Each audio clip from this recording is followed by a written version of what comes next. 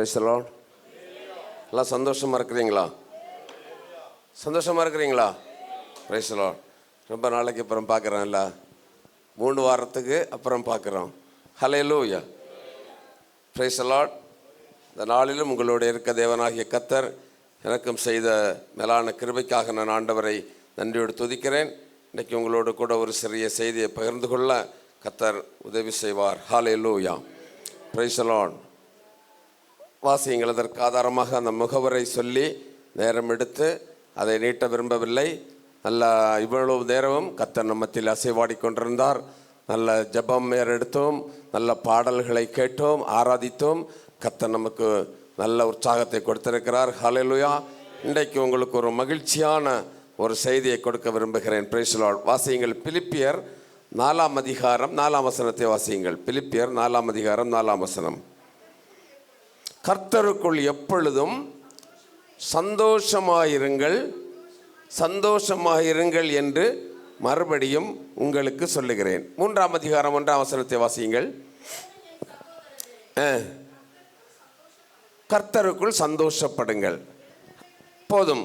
கர்த்தருக்குள் எப்பொழுதும் சந்தோஷமாயிருங்கள். இன்றைக்கு மனிதனுக்கு இல்லாதது அதுதான். சரிதானே? சரிதானே? தலையாட்டுறீங்க. அப்போ ஒருவேளை இருக்கும். ஹல்லேலூயா. இன்றைக்கு உள்ள மனிதனை நம்ம பார்ப்போம் என்று சொன்னால் அநேகருக்கு சந்தோஷம் இல்லை. எங்கே இருந்தாலும் எப்படி ஒரு துக்க முகத்தோடு கூட இருப்பார்கள். பார்த்துருக்கீங்களா? ஏதோ ஒரு பெரிய கப்பல் கவிழ்ந்து விட்ட மாதிரி ரொம்ப துக்கத்தோடு சோகத்தோடு இருப்பாங்க. ஆனால் ஆண்டவர் நம்மை பார்த்து சொல்லுகிறார், அவருடைய சமூகத்தில் வருகிறவர்கள் எல்லாரும் எப்படி இருக்கணுமாம்? எப்பொழுதும் சந்தோஷமாக இருக்க வேண்டும். அது குறைவானாலும் சரி, நிறைவானாலும் சரி, எந்த சூழ்நிலைகள் நம்முடைய வாழ்க்கையிலே வந்தாலும் நாம் எப்பொழுதும் எப்படி இருக்க வேண்டும்? சந்தோஷமாய் இருக்க வேண்டும். அதைத்தான் ஆண்டவர் நம்மை குறித்து விரும்புவது. நாம் சந்தோஷமாய் இருக்க வேண்டும். ஹல்லேலூயா. ஆமாம், இந்த சந்தோஷம் நமக்கு எப்படி கிடைக்கும்? இந்த சந்தோஷமாக இருக்கணும் என்று சொல்லி பிரசங்கம் பண்ணுகிறோம். சந்தோஷம் எப்படி கிடைக்கும்? யாருக்கு இந்த சந்தோஷம் கிடைக்கும்? அதை கூட நான் உங்களுக்கு சொல்ல விரும்புகிறேன். இந்த சந்தோஷம் யாருக்கு கிடைக்கும்? வாசியுங்கள். சங்கீதம் 40ஆம் சங்கீதம் 16ஆம் வசனத்தை வாசியுங்கள். 40ஆம் சங்கீதம் 16ஆம் வசனம். உம்மை தேடுகிற அனைவரும் மகிழ்ந்து சந்தோஷப்படுவார்களாக.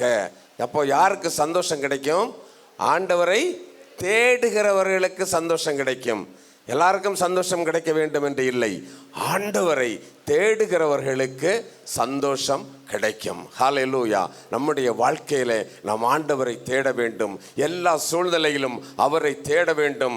அவரை தேடினால் ஆமென், நமக்கு சந்தோஷம் கிடைக்கும். நம்முடைய வாழ்க்கையிலே ஏற்றங்கள் வரலாம், இறக்கங்கள் வரலாம், இருக்கிற வேளை வரலாம், இல்லாத வேளைகள் வரலாம்.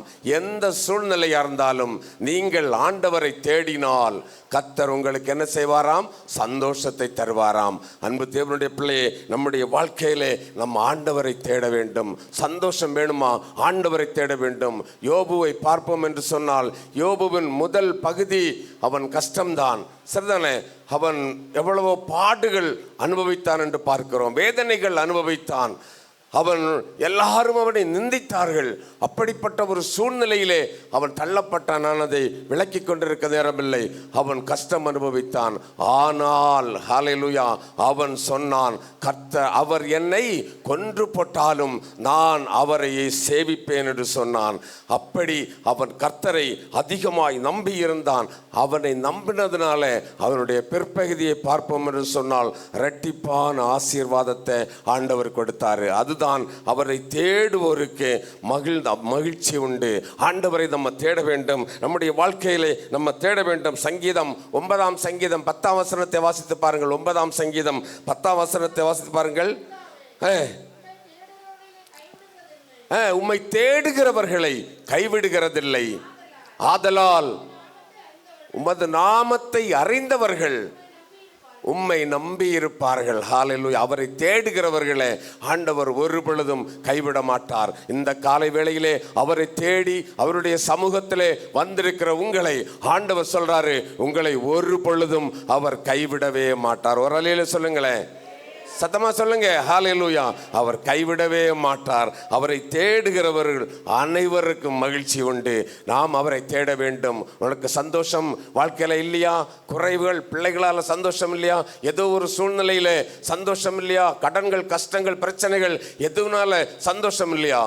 ஆண்டவர் சொல்றாரு, நீ அவரை தேட வேண்டும். நான் முன்னாடி ஒரு சாட்சியை உங்களுக்கு சொல்லியிருக்கிறேன். ஒரு கேரளாவில் நடந்த ஒரு சம்பவம், ஒரு தேவ மனிதன் சொன்ன ஒரு சாட்சி. அந்த சாட்சி என்னவென்று சொன்னால், ஒரு சகோதரி ஒரு ஆலயத்தில் இருந்தாங்களாம். அவர் இதே போல் முன் வரிசையில் உட்கார்ந்து ஆராதிப்பார்களாம். எப்பொழுதும் நல்ல பிரசங்கம் பண்ணும் பொழுது ரொம்ப சந்தோஷமாக இருந்து ஆராதிப்பாங்களாம். ஒரு பாஸ்டர், ஒரு விசேஷித்த போதகர் ஒரு கூட்டத்திற்காக வந்திருந்தார். அந்த கூட்டத்தில் இந்த முதல் நாள் அந்த சகோதரி முன் வரிசையில் இருந்து நல்ல கரங்களை தட்டி நல்ல சந்தோஷத்தோட ஆராதித்தார்களாம். 2வது நாளும் ஆராதித்தார்களாம், நல்ல சந்தோஷம். அவளை பார்த்தா ஒரு கவலையோ ஒண்ணுமே இல்லை. 3வது நாளும் அப்படித்தான் சந்தோஷத்தோட ஆராதித்தார்கள். அப்போ இந்த கெஸ்டா வர பாஸ்டருக்கு வீட்டில் கூப்பிட்டு என்ன செய்வாங்க, சிலர் விருந்து வைப்பாங்க. அப்போ அந்த அம்மா அந்த பாஸ்டருக்கு கூப்பிட்டாப்பலையாம், பாஸ்டர் எங்கள் வீட்டுக்கு ஒன்று நீங்கள் வர வேண்டும், வந்து ஒரு விருந்து சாப்பிட வேண்டும் என்று சொல்லி அந்த அம்மா சந்தோஷத்தோடு அந்த பாஸ்டரை கூப்பிட்டுருக்காப்புல. அந்த பாஸ்டர் சொன்னாராம், இந்த சபை பாஸ்டர் இடத்துல கேட்டு விட்டு நான் வருகிறேன் என்று சொன்னாராம். சபை பாஸ்டர்கிட்ட கேட்டாரு. அவரும் இவருமாக இந்த அம்மா வீட்டுக்கு போனாங்க. இந்த வீட்டில் போனால் ஒரு பெரிய வீடு, பிரம்மாண்டமான ஒரு அழகான வீடு, எல்லாம் இருக்கிற ஒரு வீடு. டைனிங் டேபிள் இருக்குது, எல்லாம் இருக்குது, பாத்திரங்கள் பண்டங்கள் எல்லாம் இருக்குது, எல்லாம் வசதியாக இருக்கிறது. ஆனால் அந்த அம்மா சொல்கிறாங்களாம், பாஸ்டர் இது எல்லாம் ஒன்று கூட எங்களுக்குள்ளதல்ல, ஒன்று கூட எங்களுக்குள்ளதல்ல. இந்த வீடு வாடகை வீடு, வாடகை கொடுத்து பல மாதங்கள் ஆகிவிட்டது, வாடகை கொடுக்க முடியல. ஹல்லேலூயா. அப்போ பாஸ்டர் கேட்டார், நீங்கள் எப்படி சந்தோஷமாக இருக்கிறீங்க, எப்படி சந்தோஷமா இருக்கிறீங்க? ஒரு காலத்தில் நாங்கள் மிகவும் ரிச்சாக, ரொம்ப பணக்காரர்களாக, ஐஸ்வர்யவான்களாக வாழ்ந்தோம். ஆனால் என்னுடைய கணவனுடைய தகாத வியாபாரத்தினால எல்லாவற்றையும் இழந்து விட்டோம். எங்கள் வீடை விட்டோம், தோட்டத்தை விட்டோம், சொத்துக்கள் எல்லாவற்றையும் விட்டோம், விற்று கடனை அடைத்தோம். இப்பொழுது எங்களுக்கு இன்னும் பல கோடி ரூபாய்க்கு கடன் இருக்கிறது அப்படி என்று சொன்னாராம். அப்போ அந்த பாஸ்டர் கேட்டாராம், இவ்வளவு கடனை வைத்துக்கொண்டு நீங்கள் எப்படி மகிழ்ச்சியாக இருக்கிறீர்கள் என்று சொல்லி. அந்த அம்மா சொன்னாங்களாம், நான் ஆராதிக்கிற தேவன் என்னை விடுவிக்க வல்லமை உள்ளவர். ஹல்லேலூயா. நான் ஆராதிக்கிற தேவன் என்னை தப்புவிப்பார், நான் ஆராதிக்கிற தேவன் எனக்கு மகிழ்ச்சியை தருவார் என்று சொல்லி நான் அவரை நம்பி இருக்கிறேன், அவர் எனக்கு உதவி செய்வார் என்று சொல்லி அந்த அம்மா சொன்னாங்களாம். உடனே இந்த பாஸ்டருக்கே சந்தேகம். அவர் கேட்டாராம், ஆமா ஆண்டவர் வானத்தில் இருந்து உங்களுக்கு கொட்டி தருவாரா அப்படி என்று சொல்லி இந்த பாஸ்டர் கேட்டாராம். உடனே அந்த அம்மா சொன்னாங்களாம், அப்படியும் ஒரு சூழ்நிலை வரும். ஹல்லேலூயா. அப்படியும் ஒரு சூழ்நிலை வரும். நடந்தது என்ன தெரியுமா? அவங்க ஒன்றுமில்லாத நிலைமையில் அவங்க பையன் பிஇ முடிச்சு இருக்கிறான், பொண்ணு படிச்சுட்டு இருக்குது, 2 பிள்ளைகள். பிஇ முடித்து அவன் பல இன்டர்வியூகள் அட்டன் பண்ணி கொண்டிருக்கிறான். அப்படி இருக்கும் பொழுது ஒரு நாள் திடீரென்று அந்த பையனுக்கு ஒரு அமெரிக்காவில் உள்ள ஒரு கம்பெனியில் இன்டர்வியூ முடித்து அவனுக்கு வேலை கிடச்சி சில நாட்களுக்குள்ளே அந்த பையன் அமெரிக்காவுக்கு போனான். ஹல்லேலூயா. ஆண்டவர் பெரியவர் தானா? அங்கே போய் அவன் என்ன செய்வானான்னு தெரியுமா? ஒவ்வொரு நாளும் அவனுக்கு ரெஸ்ட் கிடைக்கும் பொழுது அவன் ஒரு இடத்துல போய் உட்கார்ந்து ஜெபம் பண்ணுவானாம். ஒவ்வொரு நாளும் அந்த வேலையில் ரெஸ்ட் வர நேரத்தில் ஒரு இடத்துல போய் முழங்கால் படியிட்டு அழுது ஜெபம் பண்ணுவானாம். ஹல்லேலூயா. இதையெல்லாம் அந்த கம்பெனியுடைய பாஸ் வந்து இந்த கேமரா வழி டிவியில் பார்த்து கொண்டே இருப்பான். என்னடா அந்த பையன் எல்லா நாளும் இப்படி முழங்கால் படி போட்டு ஜெபம் பண்ணுகிறானே என்று சொல்லி அந்த பையனை ஒரு நாளைக்கு அழைச்சாராம். அழைத்து அவனுடைய குடும்ப டீட்டெயில்ஸை கேட்டாராம். கேட்ட உடனே அந்த பையன் எல்லாவற்றையும் சொல்லி இருக்கிறான், உண்மையே அப்படியே சொல்லியிருக்கிறான். உடனே அந்த முதலாளி சொன்னாராம், உனக்கு எவ்வளவு பணம் வேணும்? ஹல்லேலூயா. எவ்வளவு பணம் வேணும்? ஒரே செக்கு அவனுடைய பணத்தை கொடுத்து உங்களுடைய கடன்கள் எல்லாம் தீர்ந்து நல்ல வசதியும் வாய்ப்பும் கொடுக்க ஆண்டவர் உதவி செய்தார். ஹல்லேலூயா. நம்முடைய ஆண்டவர் யாரு? ஹல்லேலூயா. அவரை நம்பினவர்களை அவர் கைவிடாத கர்த்தர். உண்மை சம்பவம். ஹல்லேலூயா. அவரை நம்பினவர்களை அவர் ஒரு பொழுதும் கைவிடுகிற கர்த்தர் அல்ல. அதனால தான் வேதம் சொல்லுகிறது, உம்மை தேடுவோருக்கு ஆமென் மகிழ்ந்து சந்தோஷப்படுவார்கள். இரண்டாம் சங்கீதம் 68 சங்கீதம் 3 வசனத்தை வாசிங்கள். 68 சங்கீதம் 3 வசனம் வேகமாக.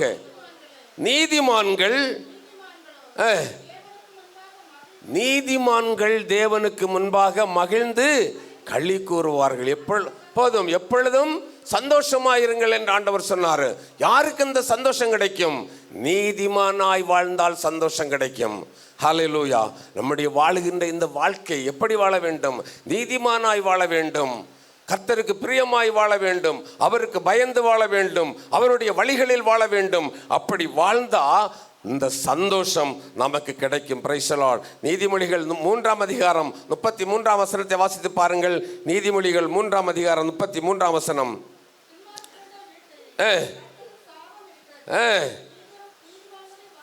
நீதிமான்களுடைய வாசஸ்தலத்தில் என்ன இருக்குதாம்?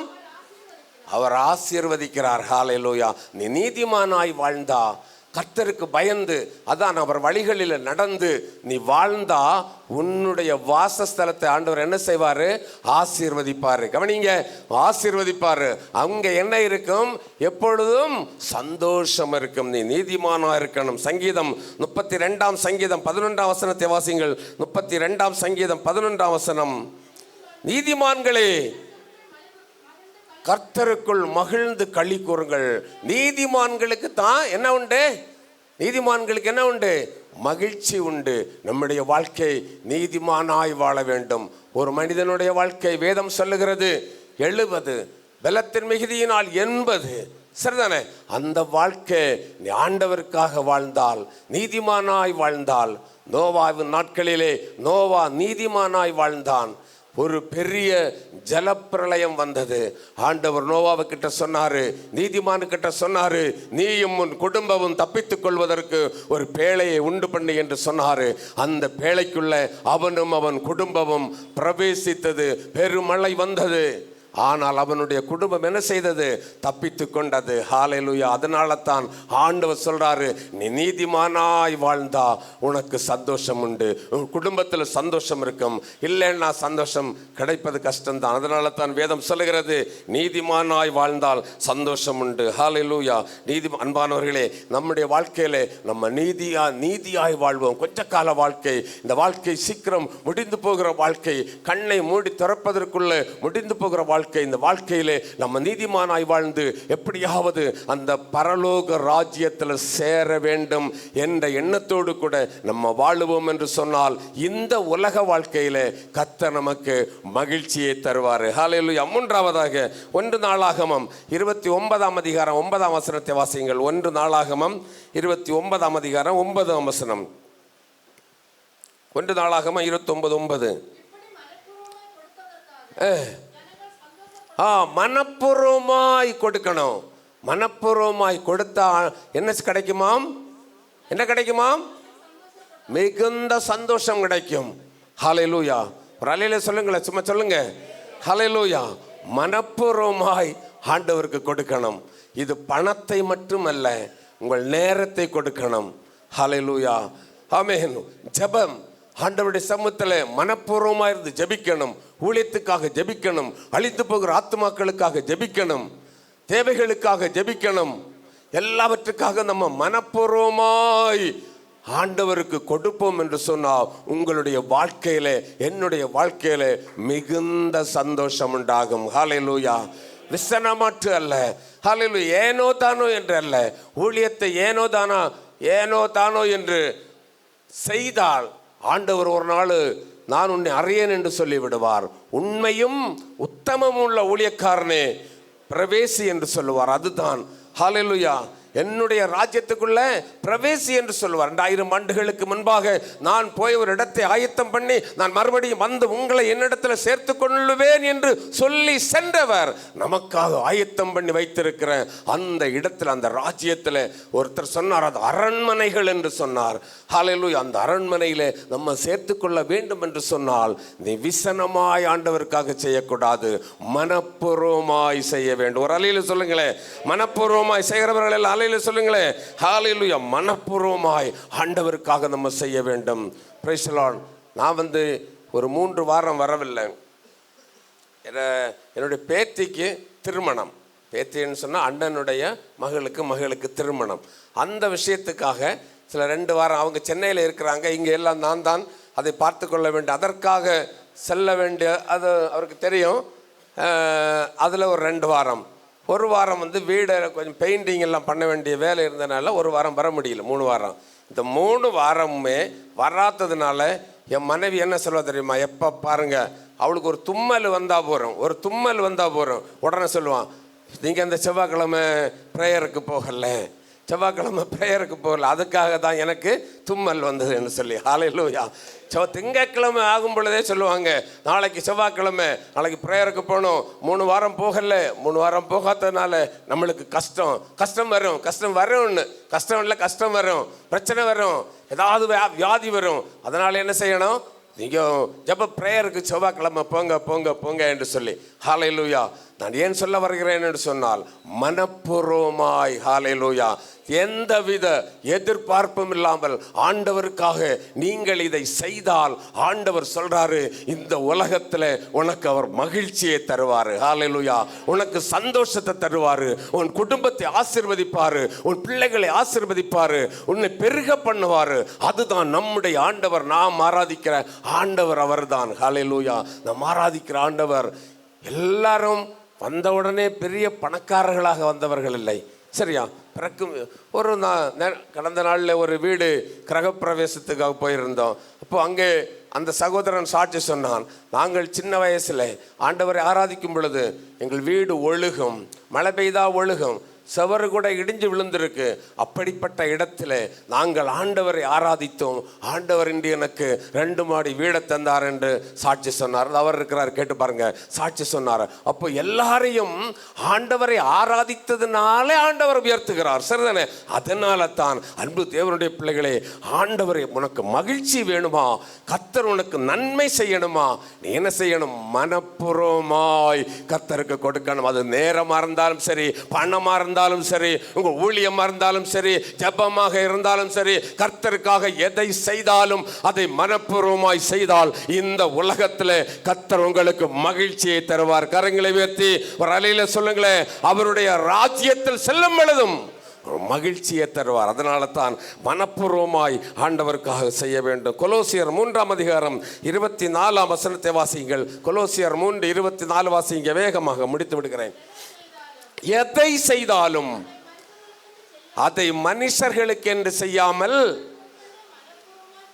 சத்தமா சொல்லுங்க ஒரு தடவை கூட,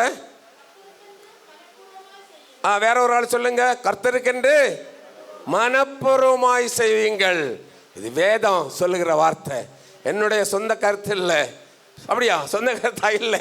ஹல்லேலூயா. அன்பு தேவனுடைய பிள்ளைகளே, நாம் எதை ஆண்டவருக்கு செய்தாலும் அதை மனப்பூர்வமாய் செய்யணும். மனப்பூர்வமாய் செய்தால் கர்த்தர் உன் மகிழ்ச்சியை பெருக பண்ணுவார். ஹல்லேலூயா. உனக்கு மகிழ்ச்சி தருவார். இந்த உலகத்தில் நீ சந்தோஷமா வாழ எல்லா நன்மைகளும் செய்வார். அதனால தான் வேதம் சொல்லுகிறது, என்ன செய்ய வேண்டும், எதை செய்தாலும் ஆண்டவருக்கு மனப்பூர்வமாய் செய்ய வேண்டும். கரங்களை வைத்து ஒரு அலையில சொல்லுங்களேன், வாயத்தர சொல்லுங்க, நான் எதை செய்தாலும் ஆண்டவருக்கு என்று மனப்பூர்வமாய் செய்வேன். அப்படி செய்கிறவர்களுக்கு மகிழ்ச்சியை பெருக பண்ணுவார். 4வது ஒரு குறிப்பை கூட வாசியுங்கள். மார்க் 4ஆம் அதிகாரம் 16ஆம் வசனத்தை வாசியுங்கள். மார்க் 4ஆம் அதிகாரம் 16ஆம் வசனம். அடுத்து எப்படி சந்தோஷம் கிடைக்கும் பாருங்க.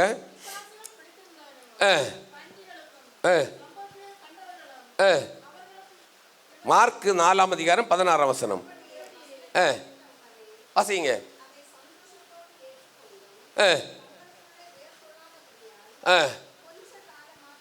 வசனத்தை கேட்கிறவன் என்ன செய்யணுமாம்? சந்தோஷமா ஏற்றுக்கொள்ளணுமா. இந்த வசனத்தை கேட்கும் பொழுது நீங்கள் அதை சந்தோஷமா ஏற்றுக்கொண்டா உங்களுக்கு சந்தோஷம் கிடைக்கும். ஹல்லேலூயா, பிரைஸ் தி லார்ட், ஹல்லேலூயா. உம்மை தேடுகிறவர்களுக்கு சந்தோஷம் உண்டு. நீதிமானாய் வாழ்ந்தால் சந்தோஷம் உண்டு. மனப்பூர்வமாய் கொடுக்கிறவனுக்கு சந்தோஷம் உண்டு. அடுத்து என்ன சந்தோஷம் தெரியுமா? வசனத்தை கேட்கும் பொழுது அதை ஏற்றுக்கொள்ளுகிறவனுக்கு சந்தோஷம் உண்டு. ஹல்லேலூயா. சிலர் சொல்லுவாங்க, எங்களுக்கு 2 காது ஆண்டவர் கொடுத்துருக்கிறார். எதுக்கு தெரியுமா? இந்த காது வழி கேட்டு இந்த காது வழி விட்டுட்டு போயிட்டே இருக்கணும். அப்படித்தானே? கெட்ட காரியங்கள் நீங்கள் அப்படி செய்யலாம். மாமியார் ஏதாவது சொன்னால் இந்த காது வழி கேட்டுட்டு இந்த காது விட்டுட்டு போயிட்டே இருக்கலாம். தேவையில்லாத யாராவது ஏதாவது சொன்னால் இந்த காது வழி கேட்டு அந்த காது வழி விட்டு விட்டு சைலண்டாக போயிட்டே இருக்கணும். அதுக்கெல்லாம் பதில் சொல்ல நிற்கக்கூடாது. வசனத்தை மட்டும் நீங்கள் கேட்டு அதன்படி வாழ்ந்தா ஆண்டவர் சொல்றாரு, உன்னுடைய மகிழ்ச்சியை நான் பெருக பண்ணுவேன். ஹல்லேலூயா. வசனத்தை கேட்டு வசனத்தின்படி அதை நம்ம ஜீவிக்க ஆரம்பிச்சோன்னு வச்சுக்கோங்க, அது நமக்கு என்ன கிடைக்கும்? சந்தோஷம் கிடைக்கும். ஒன்றும் வேண்டாம், நீங்கள் வேதத்தை வீட்டில் இருந்து படித்து பாருங்க, படித்து பாருங்க. உங்கள் இருதயம் எவ்வளவு சந்தோஷம் அடையும் தெரியுமா? தலையணைக்கு இடையில வைக்கிறதுக்கெல்லாம் வேதம். ஹல்லேலூயா, ஹல்லேலூயா. காற்று கருப்பு வரும்னு சொல்லி ஜன்னல் ஓரத்தில் வச்சுறதுக்கு அல்ல, இதை படிக்கணும், வாசிக்கணும். வாசித்து நீங்கள் பாருங்க, உங்களுக்கு ஒரு வாரம் நீங்கள் வாசித்து பாருங்க. உங்கள் மனசில் சந்தோஷம் வரலைன்னு சொன்னால் அடுத்த வாரம் வந்து நீங்கள் சொல்லுங்க பார்ப்போம். ஹல்லேலூயா. நீங்கள் வாசிக்க இந்த வேதத்தை வாசிக்க இது நமக்கு சந்தோஷம் பெருகும். வேதத்தில் நம்ம பார்க்கிறோம், இந்த வசனத்தை கேட்ட பொழுது லீதியாளின் உள்ளம் என்ன செய்ததாம்? கொழுந்து விட்டு எறிந்தது. அப்படித்தானே? அவருடைய வசனம் அவளுடைய உள்ளத்தை கொழுந்து விட்டு எரிய வைத்தது. Price the lord. இந்த வசனத்தை கேட்கும் பொழுதுதான் அவன் என்ன செய்தான்? சகேயு என்று ஒரு மனிதன் இருந்தான். அவன் எங்கே? மரத்தில் ஒளித்திருந்தான். சரிதானே? ஆண்டவரை காண வேண்டும் என்று அவன் ஆசைப்பட்டவன். இயேசு வருகிறார். இயேசுதானே வசனம், வசனம் இயேசுதானே, அவர்தானே நானே வார்த்தை என்று சொல்லப்பட்டிருக்கிறது. அப்போ அந்த இயேசுவை காணுவதற்கு அவன் ஆசைப்பட்டு மரத்தில் ஏறி மறைந்திருந்தான். ஆனால் இயேசு வந்தவுடனே அவன் என்ன செய்தார்? இறங்கி வா என்று சொன்னார். அதுதான் விருப்பம் உள்ளவர்களை, வாஞ்சிக்கிறவர்களை திருப்திப்படுத்துகிற கர்த்தர் தான் நம்முடைய கர்த்தர். ஹல்லேலூயா. வாஞ்சையுள்ள ஆத்மாவை திருப்தியாக்குகிறவர். அவன் வாஞ்சையோடு ஏறினான். ஆண்டவரை தரிசிக்க வேண்டும், அவரை பார்க்க வேண்டும் என்று சொல்லி அவனுடைய வாஞ்சையை ஆண்டவர் நிறைவேற்றினார். ஹல்லேலூயா. உடனே அவன் வீட்டுக்கு போன உடனே ஆண்டவர் சொன்னாரு, இன்று இந்த வீட்டுக்கு ரட்சிப்பு வந்தது என்று சொன்ன உடனே சகேயுனுடைய உள்ளத்திலே ஒரு மகிழ்ச்சி வந்தது. ஹல்லேலூயா. இதுவரைக்கும் அவன் இருந்த மாதிரி அவன் இருக்கல. அன்றைக்கு உடனே சொன்ன, ஆண்டவரே, நான் அநியாயமாய் சம்பாதித்தது எது உண்டானால் என்ன செய்வேன்? நாளத்தனையா நான் திருப்பி கொடுத்தேன். அப்ப அவனுக்கு உள்ளத்துல என்ன வந்தது? சந்தோஷம் வந்தது. ஹல்லேலூயா. அன்பு தேவனுடைய பிள்ளையே, கர்த்தருக்கு பிரியமில்லாத வாழ்க்கை ஏதாவது நம்முடைய வாழ்க்கையில இருக்கும் என்று சொன்னால் அதை நம்ம விட்டு ஆண்டவருக்காக நம்ம வாழ நம்மை ஒப்பு கொடுக்கும் பொழுது, இந்த வசனத்துக்கு ஏற்றபடி நம்ம வாழும் பொழுது, இந்த உலகத்திலே ஆண்டவர் சொல்றாரு, உன் சந்தோஷத்தை பெருக பண்ணுவேன். ஹல்லேலூயா. சந்தோஷத்தை பெருக பண்ணுவேன். வசனத்தின்படி வாழ வேண்டும், வசனத்தை கேட்க வேண்டும், வசனத்தை வாசிக்க வேண்டும், வசனத்துக்கு கீழ்ப்படிய வேண்டும். வேதம் சொல்லுகிறது, வசனத்திற்கு கீழ்ப்படுகிறவனை நான் நோக்கி பார்ப்பேன், இது நடுங்குகிறவனை நான் நோக்கி பார்ப்பேன். Price the Lord. வசனத்திற்கு கீழ்ப்படிந்தால் நம்முடைய வாழ்க்கையிலே சந்தோஷம் உண்டு. ஹல்லேலூயா, ஹல்லேலூயா. அன்பு தேவனுடைய பிள்ளைகளே, இன்றைக்கு ஆவியானவர் நமக்கு சொல்கிறார், நம்ம இந்த வசனத்திற்கு கீழ்ப்படிந்து அவருக்கு என்று வாழும் பொழுது அவர் நமக்கு இந்த உலகத்தில் நல்ல சந்தோஷத்தை கொடுப்பார், நித்திய சந்தோஷத்தையும் கொடுப்பார். கடைசியாக ஒரு வசனத்தை கூட வாசிங்கள். எரேமியா 15ஆம் அதிகாரம் 16ஆம் வசனத்தை வாசிங்க. எரேமியா 16ஆம் வசனம். வசனத்தை கேட்டு சந்தோஷம் உண்டு. வாசிங்க. அவருடைய வார்த்தைகள் கிடைத்தவுடனே அதை உட்கொண்டேன். அவருடைய வார்த்தைகள் எனக்கு சந்தோஷத்தை, என் சந்தோஷம் தந்தது, அது என் இருதயத்திற்கு மகிழ்ச்சியுமா இருந்தது. ஒரு அலையில சொல்லுங்களேன், ஹல்லேலூயா, ஹல்லேலூயா. சத்தமா சொல்லுங்க ஒரு அல்லேலூயா. அவருடைய வார்த்தைகள் கிடைத்த உடனே நான் அதை என்ன செய்தேன்? உட்கொண்டேன். உட்கொள்ளணும். இந்த காதுவழி கேட்டு அந்த காதுவழி விட்டு சென்று விடுவதற்காக அல்ல. உனக்கு மகிழ்ச்சி வேணுமா? இந்த காரியங்கள் எல்லாம் செய்யணும். Price the Lord. அவர் எரேமியா சொல்லுகிறான், அவருடைய வார்த்தையை கேட்ட உடனே நான் அதை உட்கொண்டேன். ஹல்லேலூயா. வேதம் சொல்லுகிறது, என்ன சொல்லுகிறது? இந்த வசனம் உன்னுடைய பாதைக்கு அது தீபமாக இருக்கும், உனக்கு அது வெளிச்சமாக இருக்கும், உன்னை அது வழி நடத்தும், உன்னை அது போஷிப்பிக்கும், உனக்கு அது சாப்பாடு போடும். ஹல்லேலூயா. இந்த வசனத்தை வேதத்தை எடுத்தவர்கள் ஒருவரும் வெட்கப்பட்டு போனதாக சரித்திரமே இல்லை. சரிதானே? சரித்திரமே இல்லை. ஹல்லேலூயா. இந்த பிவி ஆசாரி உங்களுக்கு தெரியும், அந்த காலத்தில் இருந்த ஒரு நல்ல இடிவெட்டு பிரசங்கியார். ஹல்லேலூயா. அவர் இந்த அமெரிக்காவுக்கு போகும் பொழுது, படிப்பறிவில்லாத மனிதன் அமெரிக்காவுக்கு போறாரு ஊழியத்திற்கு. போகும்போது வேதத்தை என்ன செய்தாரு? தலையில வச்சுட்டே போனாரு. ஹல்லேலூயா. தலையில வச்சுட்டு போனாரு. காரணம் என்ன தெரியுமா? என்னோடு கூட உள்ள ஆசாரிகள் எல்லாம் அந்த காலத்துல அந்த பணிக்குள்ள பொருட்கள் உண்டல்ல, பனி கத்திகள், வாள், கொட்டோடி, உளி, இதெல்லாம் என்ன செய்வாங்க? ஒரு சாக்கில் கட்டி தலையில வச்சு போவாங்க. இன்னைக்கு அவங்க கார்ல போக ஆரம்பிச்சாங்க சிலர். சரியா? புல்லட்ல கார்ல எல்லாம் போறாங்க. அந்த காலத்துல தலையில வச்சுட்டு போவாங்க. ஆனால் ஆசாரி சொன்னாரு, என்னோடு கூட வேலை செய்தவர்கள் எல்லாம் அப்படி அந்த பனி பொருட்களை தலையில வச்சுட்டு போறாங்க. ஆனா ஆண்டவரை சேவித்த நான் இன்று அமெரிக்காவில் ஆண்டவருக்கு ஊழியம் செய்ய வந்திருக்கிறேன், கர்த்தர் என்னை அந்த அளவுக்கு உயர்த்தினார் என்று சொல்லி அவர் தலையில வச்சுட்டு போனாராம். ஹல்லேலூயா. அன்பு தேவனுடைய பிள்ளைகளே, நீங்கள் நினைக்கணும், இந்த வசனத்தை எடுத்தவன் ஒரு பொழுதும் வெட்கப்பட்டு போனதில்லை, ஒரு பொழுதும் வெட்கப்பட்டு போனதில்லை, ஒரு பொழுதும் அவன் சோர்ந்து போனதில்லை, ஒரு பொழுதிலும் அவன் தரித்திரனாய் போனதில்லை. கிறிஸ்துவுக்காய் இழந்தவர்கள் எவரும் தரித்திரராகி போனதாக சரித்திரமே இல்லை. ஹல்லேலூயா. அவருக்கு தன் வாழ்க்கை ஒப்புக் கொடுத்தவர்கள் ஒருவரும் கைவிடப்பட்டதில்லை. நீதிமானுடைய சந்ததி ஒரு பொழுதும் கைவிடப்பட்டது இல்லை. அவன் அப்பத்துக்கு இழந்து திரிந்ததை பார்க்கவும் இல்லை என்று தாவீது சொன்னான். அவரை நீ சேவிப்பாய் என்று சொன்னால், அவரை ஆராதிப்பாய் என்று சொன்னால், அவருக்காக வாழ்வாய் என்று சொன்னால், நீதிமானாய் வாழ்வாய் என்று சொன்னால், ஆவியானவர் இன்றைக்கு சொல்லுகிறார், உங்களை இன்றைக்கு இருப்பதை காட்டிலும் பெருகச் செய்வார், உங்கள் ஊழியத்தை பெருகச் செய்வார், உங்கள் பிள்ளைகளை பெருகச் செய்வார். கர்த்தர் இந்த விதமாக நம்மை ஆசீர்வதிப்பார். அடுத்து கடைசியாக ஒரு வசனத்தை கூட சொல்லி நான் முடித்து விடுகிறேன். ரோமர் 14 அதிகாரம் 17 வசனத்தை வாசித்து பாருங்கள். ரோமர் 14 அதிகாரம் 17 வசனம். ரோமர் 14:17.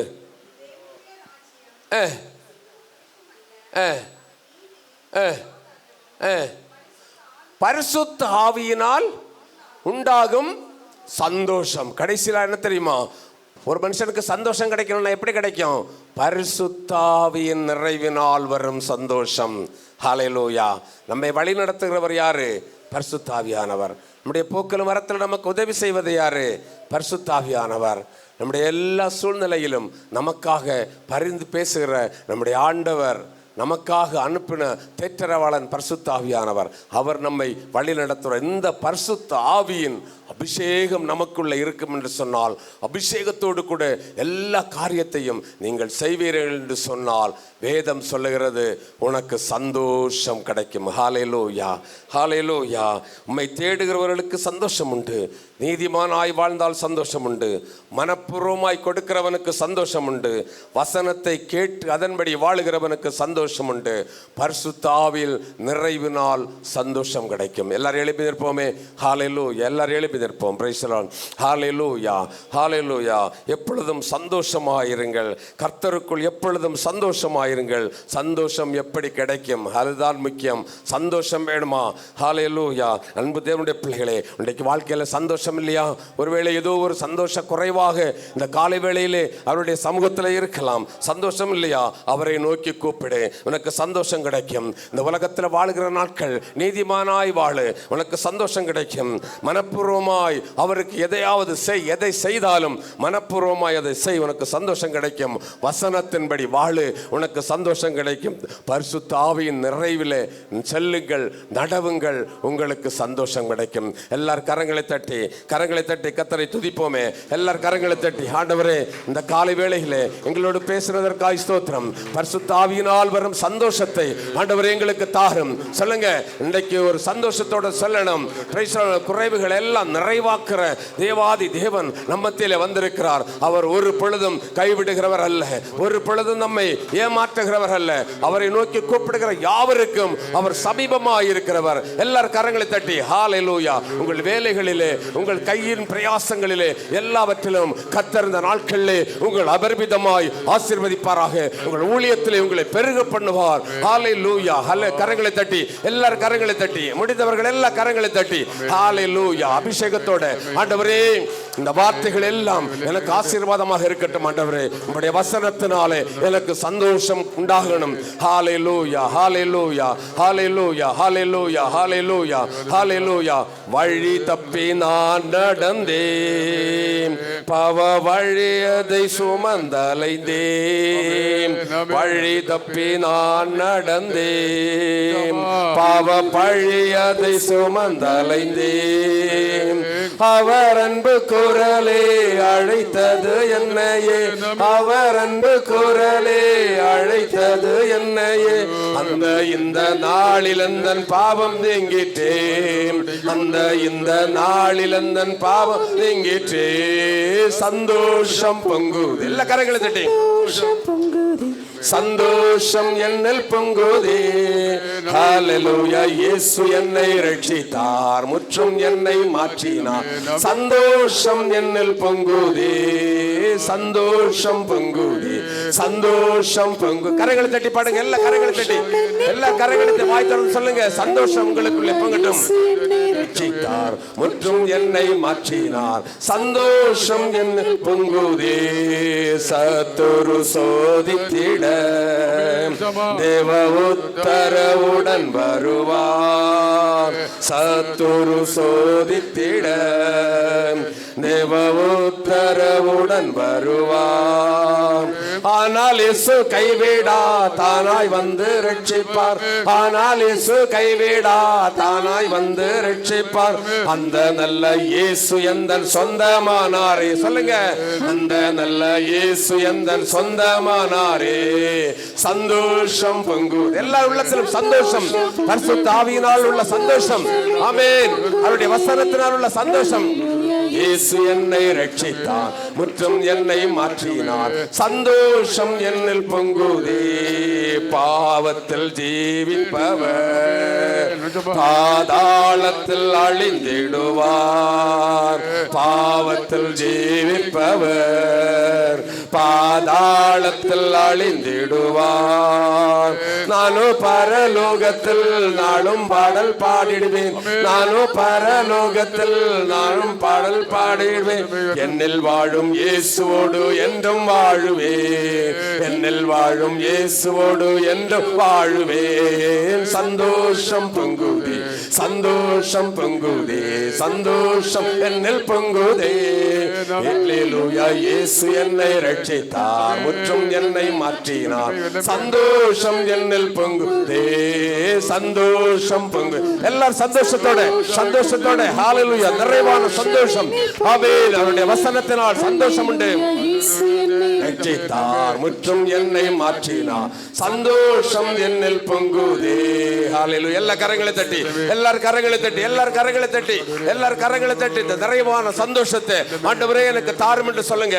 ஆமென். சந்தோஷம் இல்லாமல் இந்த காலை வேளையில இருப்பீர்கள் சொன்னால் கர்த்தர் உங்களுக்கு நிறைவான சந்தோஷத்தை, ஆமென், ஹல்லேலூயா, உங்கள் குடும்ப வாழ்க்கையிலே, உங்கள் பிள்ளைகளுடைய வாழ்க்கையிலே, உங்களுடைய தேவைகளிலே எல்லாவற்றிலும் ஆண்டவர் நிறைவான சந்தோஷத்தை உங்களுக்கு தருவார். ஹல்லேலூயா, ஹல்லேலூயா, ஹல்லேலூயா, ஹல்லேலூயா.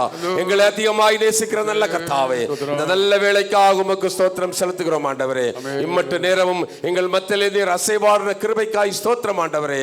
நல்ல பாடல்கள், நல்ல ஆராதனைகள், நல்ல நல்ல சாட்சிகள் எல்லாவற்றையும் கொடுத்ததற்காய் ஸ்தோத்திரம் ஆண்டவரே. நல்ல செய்தியை கொடுத்ததற்காய் ஸ்தோத்திரம் ஆண்டவரே. உம்முடைய பிள்ளைகள் வாழ்க்கையிலே நிறைவான சந்தோஷத்தை வைத்தருள வேண்டும் என்று ஜெபிக்கிறேன் ஆண்டவரே. ஒருவரும் எடுக்கக்கூடாத சந்தோஷத்தை உம்முடைய பிள்ளைகளுக்கு கொடுத்தருள ஆண்டவரே. இந்த இயேசு நல்லவர் ஊழியத்தை அபரிமிதமாய் ஆசீர்வதித்தருள வேண்டும் என்று ஜெபிக்கிறேன். இதற்காக பாடுபடுகிற பாஸ்டர் புனிதராஜ் அவர்களுக்கும் உடன் ஊழியர்களுக்கும் ஆமென் ஆண்டவரே, எல்லாரும் ஆண்டவரே அபரிமிதமாய் ஆசீர்வதித்தருள வேண்டும் வேண்டும் என்று ஜெபிக்கிறேன் ஆண்டவரே. சுக பலன் ஆரோக்கியத்தை நீர் கொடுத்தரல வேண்டும் என்று ஜெபிக்கிறேன் ஆண்டவரே. இதை கேட்டுக்கொண்டிருக்கிற பார்த்து கொண்டிருக்கிற ஒவ்வொருவரையும் ஆண்டவரே நீர் அபரிமிதமாய் ஆசீர்வதித்தரல வேண்டும் என்று ஜெபிக்கிறேன். வியாதியோடு இருக்கிறவர்களை இயேசுவின் நாமத்தில் இப்பொழுது விடுவித்தரல வேண்டும் என்று ஜெபிக்கிறேன். எல்லாவித மனக்கலக்கங்கள் சோர்வுகள் எல்லாம் இயேசுவின் நாமத்தில் மாறி அவர்கள் சந்தோஷமாய் வாழ ஆண்டவரே நீர் கிருபை செய்தரல வேண்டும் என்று ஜெபிக்கிறேன். எல்லா நன்மைகளால் நிறைத்தரலும் ஊழியத்தை ஆசீர்வதியும்.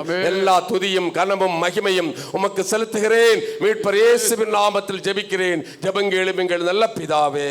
ஆமென். ஆமென். ஆமென்.